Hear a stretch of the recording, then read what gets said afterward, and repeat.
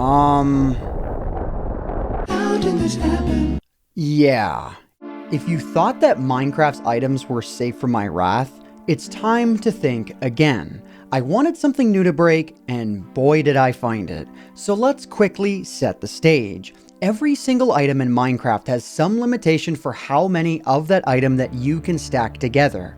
These values start at 1 and end at 64, with many items landing somewhere in between. Basic stuff. But have you ever given any consideration as to how Minecraft stores these values? Have you ever wondered if they can be broken? And have you ever thought about the ramifications of wielding 64 totems of undying at the same time? Let's go ahead and let's get right into it. Today's video is brought to you by Opera GX's exclusive gaming platform, GXC.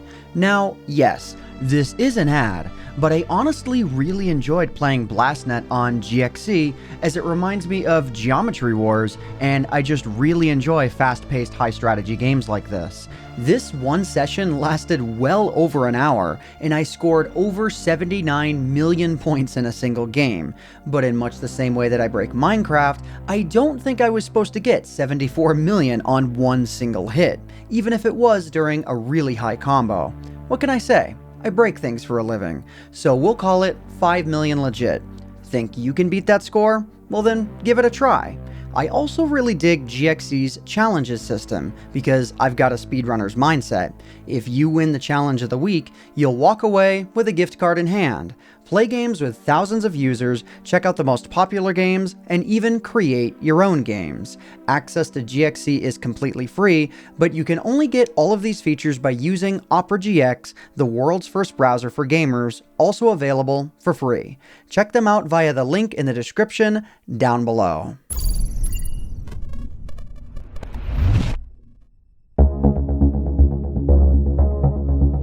This is quite a complicated subject, spanning a wide variety of different Minecraft versions, so allow for me to unpack it some more. Throughout almost all of Minecraft's lifespan, each item stack has been limited to 1, 16, or 64, depending on the item. I feel like the reasons why intuitively make sense. Tools, weapons, and armor are only meant to be used one at a time, and certain items behave unexpectedly when stacked together. Take my previous example, the Totem of Undying. Normally, you're only meant to hold one of these at a time, with it being consumed when your health reaches 0. But having 64 of them equipped at the same time means you can die 64 times without having to pause and re-equip one. This also saves on inventory space, as you wouldn't even be able to hold 64 of them at a time without using shulkers or bundles. Many of Minecraft's items have interesting behavior like this when you break their intended stack limit, all of which is possible in unmodified vanilla survival Minecraft. Now that I've explained why you may want to break the stack limit, allow me to introduce how we'll break it.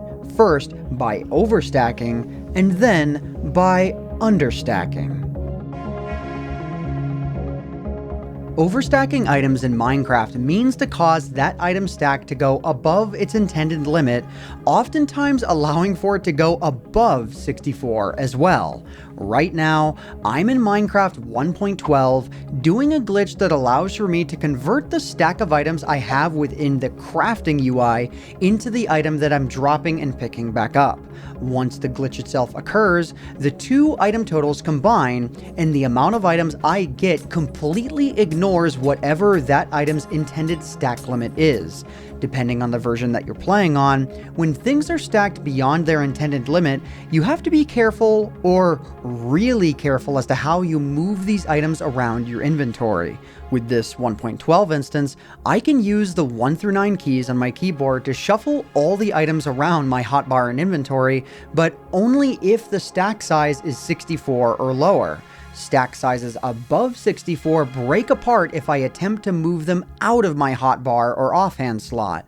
The way in which overstacking behaves varies wildly depending on what version that you're playing on, but I chose this example to give you a good initial idea of what nuances to look out for if you try this glitch for yourself, no matter the version. We will get into more examples you can try for yourself later on in the video, but for now, it's time to move on. That just about covers the fundamentals of overstacking, so let's move on to understacking. If you're anything like me, the kind of person who's fascinated by these sorts of glitches, regardless of whether or not they're even useful or possible in modern versions of Minecraft, 1, subscribe to the channel if you haven't already, but 2, you'll probably enjoy messing around with understacking, even if it's not quite as useful on its own. Understacking allows for you to get items with a stack count of 0 or even lower. I'll be using Minecraft 1.8 to do both of these things, and then I'll show you what you can do with them. This specific glitch can be done by placing the desired item into the first slot of a chest, freeing up your first hotbar slot, igniting a block of TNT next to the chest, and then hovering over the item and absolutely spamming the number 1 key on your keyboard. If you're lucky, the item with a stack count of 0 will enter your inventory. From here, you can use a dispenser to further reduce this item's stack count all the way down to, is it ever gonna stop? No, but it's also just a ruse. If you ever encounter a circumstance where the value goes below -128 or above +127, it will just roll back over when the world is reloaded. The easiest way to know what the value will land on upon reloading the world is to take whatever number you have and add or subtract 256 to it until it is again somewhere between those two numbers. In the case of -187, adding 256 to it will cause the reloaded number to be 69. Nice. The main utility of understacked items is actually for item duplication. The items that this dispenser is, well, dispensing are actual items that you can actually pick up. During this version of Minecraft, dispensing an item only subtracted from its total until it hit exactly 0. But if 0 is never reached, the dispenser just never stops.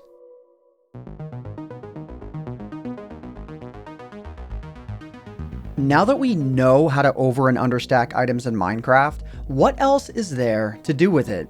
The biggest utility, by far, is the ability to conserve inventory spaces for things that typically cannot be stacked together.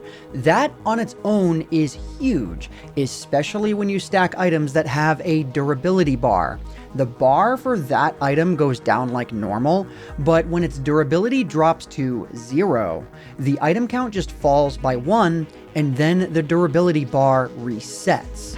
If you're playing on a version where overstacking can be performed, you can set yourself up to basically be unkillable, as you can stack armor, weapons, and totems. Those of you who have played on certain Anarchy Minecraft servers probably know all about this. You know who you are. Diving even deeper into this, if you shift-click an overstacked potion into an enchantment table, uncraftable potions can be, well, crafted. Given that overstacking usually means duplicating items as well, all of the benefits of duplicating comes into play here. While the usefulness of over and understacking doesn't quite stop there, that does cover most of this glitch's practical uses.